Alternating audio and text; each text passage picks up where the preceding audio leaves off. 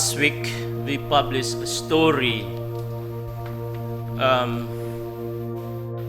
Portuguese teenager wrote a letter to Pope Francis.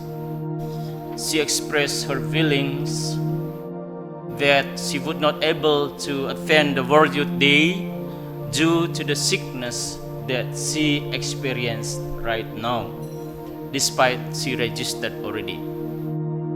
By the way, the World Youth Day will happen sometimes in Lisbon, Portugal.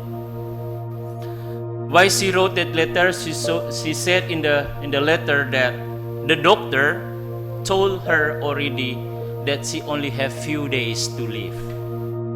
So she was very sad that she would not able to attend the World Youth Day, particularly to meet Pope Francis, whom she really admired. So she said, anytime I saw you, Pope Francis, on the television, I always watch and I feel something, and even all my family as well.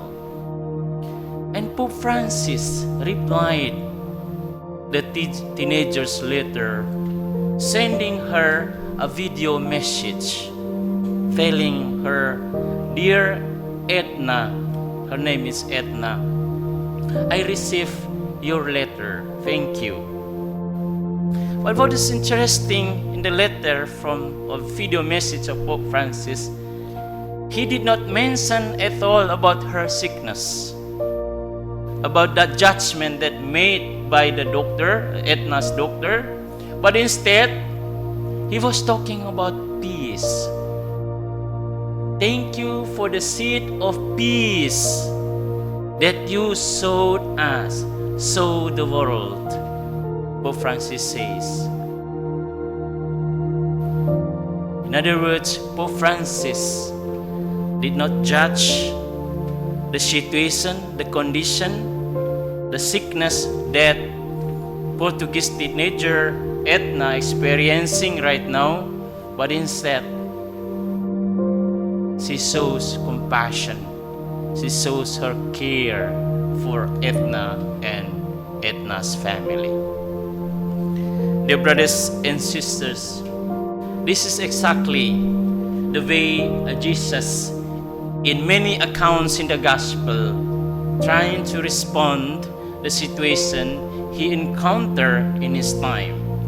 And the gospel story today are one of those.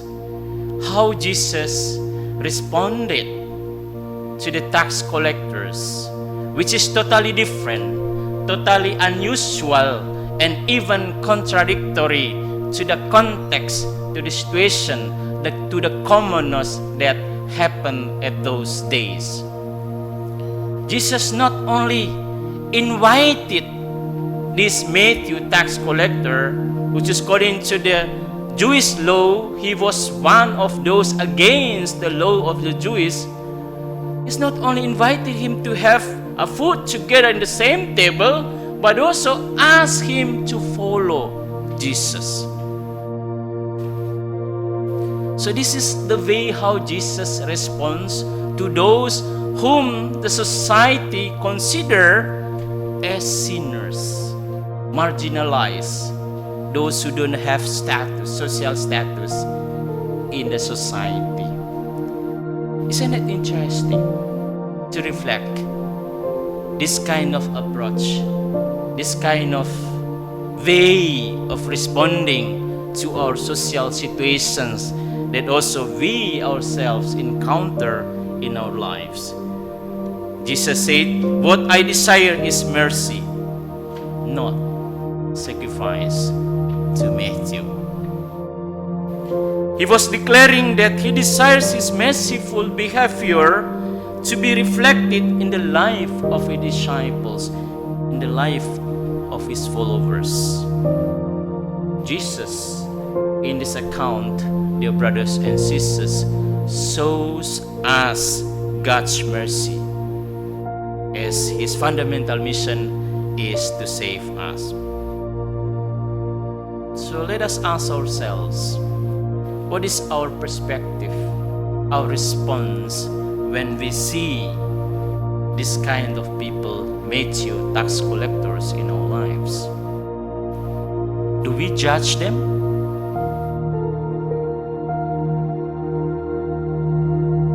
No, we should not judge them. Like what Pope Francis did when he received the letter from Etna, the Portuguese teenager. We should have compassion for those we consider suffer and sick, those who dwell in iniquity, also mentally and emotionally ill. Like Jesus, he had nothing but compassion and grief for those in the suffering. So, dear brothers and sisters, our mission today is try to transform others through our own goodness,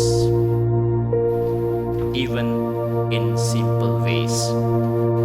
We are all to be agents of transformative compassion and mercy of the Lord, that we should continue to sow